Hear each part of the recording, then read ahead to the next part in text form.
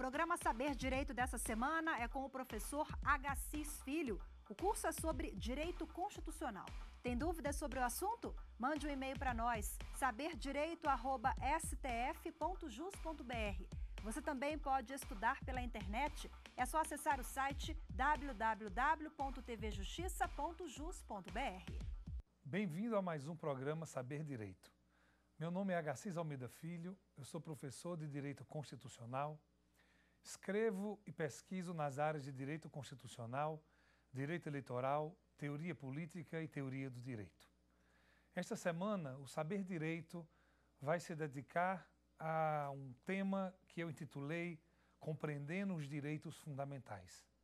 A nossa primeira aula, que é a aula de hoje, ela vai versar sobre o significado dos direitos fundamentais. No nosso segundo encontro, nós vamos analisar a questão da negação dos direitos fundamentais. Depois disso, vamos estudar a questão das funções dos direitos fundamentais. No nosso quarto encontro, nesta semana, nós iremos dedicar nossa atenção ao problema do regime jurídico dos direitos sociais. E, finalmente, terminando esta série de aulas que fazem parte da compreensão dos direitos fundamentais, nós iremos estudar a relação que existe entre os direitos fundamentais e o princípio republicano. Começando a aula de hoje, nós devemos, antes de mais nada, partir para o entendimento do conceito de direitos fundamentais. O que vem a ser um direito fundamental? Antes de mais nada, nós temos que levar em conta que um direito fundamental ele faz parte de uma decisão política de caráter fundamental. O direito fundamental ele está diretamente relacionado com a decisão do povo soberano de incluir na Carta Magna, de incluir na Constituição, um direito que é reputado indispensável para a realização da pessoa humana, para a realização do indivíduo em cada momento histórico.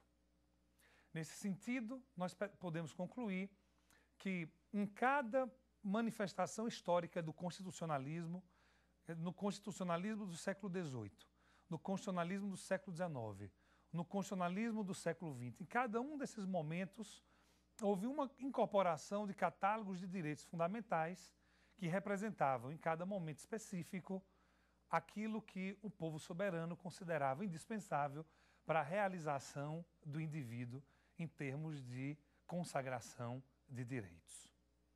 Muito bem. Quando nós falamos em consagração de direitos, nós temos que levar em conta que os direitos fundamentais devem ser considerados como tais a partir do momento em que eles são incorporados à Carta Constitucional.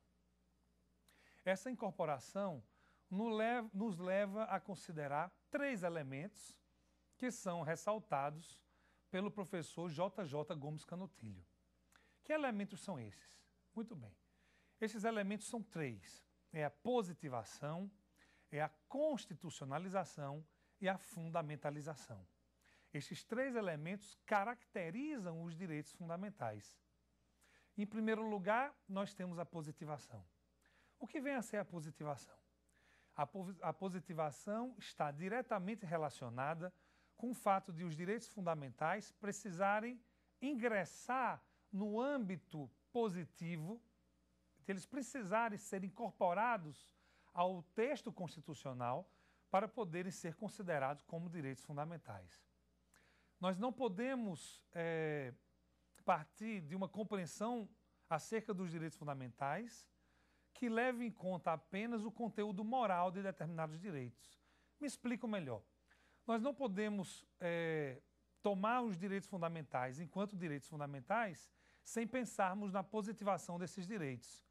Do contrário, eles seriam apenas critérios de ação moralmente justificáveis.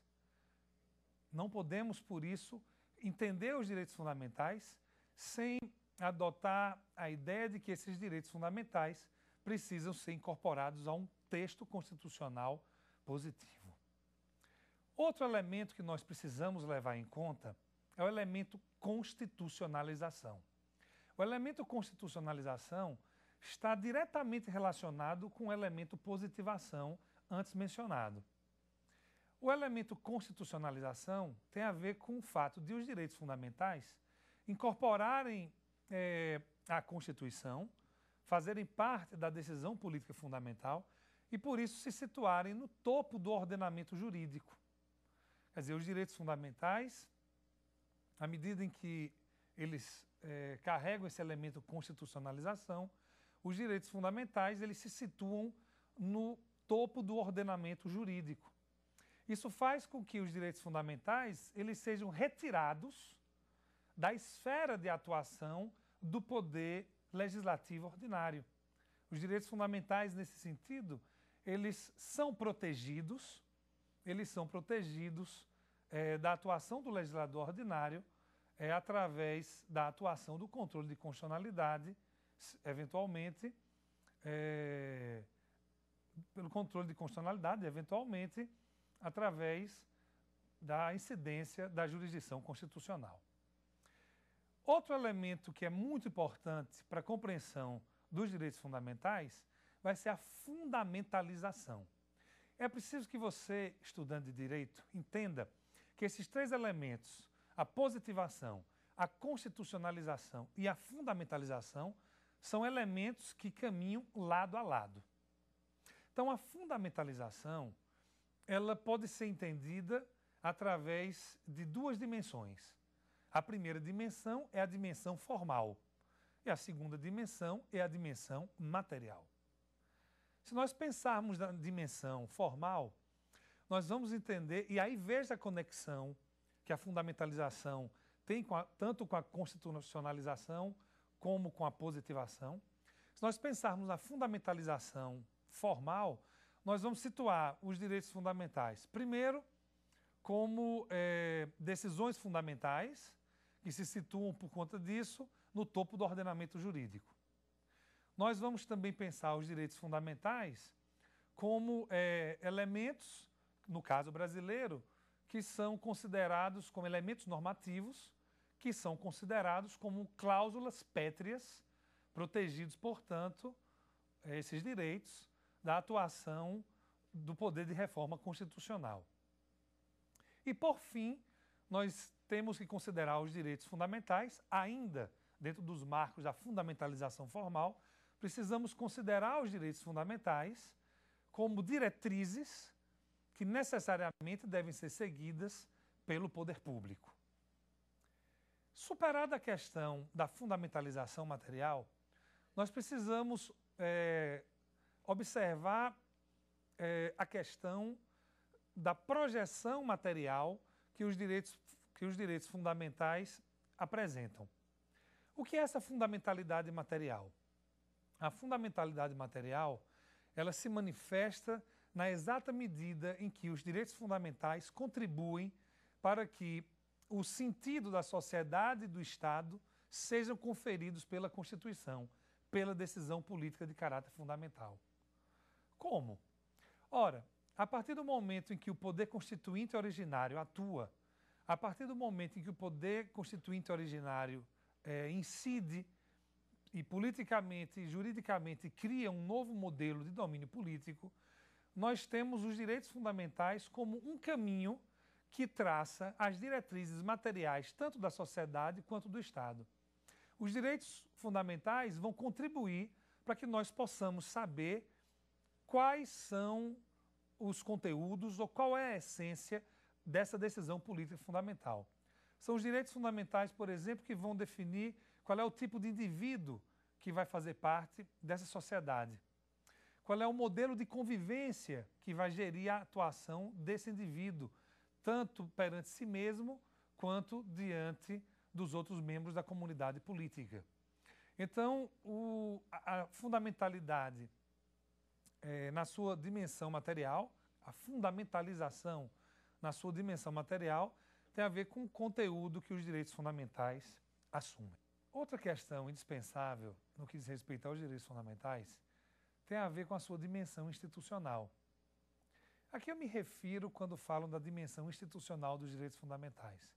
Ora, eu me refiro aqui aos direitos fundamentais, que são naturalmente direitos fundamentais da pessoa.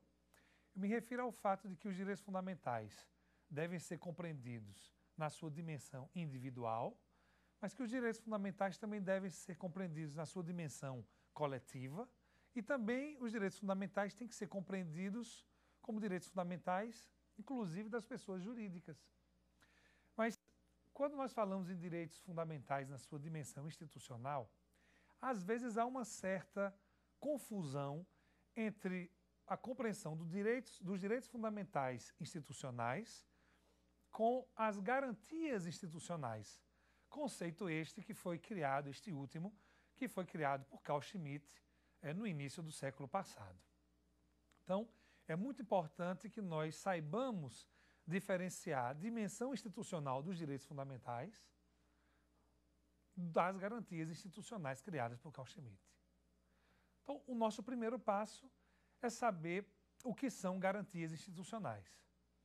Para Carl Schmitt, as garantias institucionais são garantias de entes públicos que são consideradas universalidades, como podem ser, por exemplo, a saúde, garantias voltadas também para a proteção da autoridade local. Quando Carl Schmitt cria o conceito de garantia institucional, ele pensa em garantia dessas instituições, em garantias voltadas para proteger estas instituições.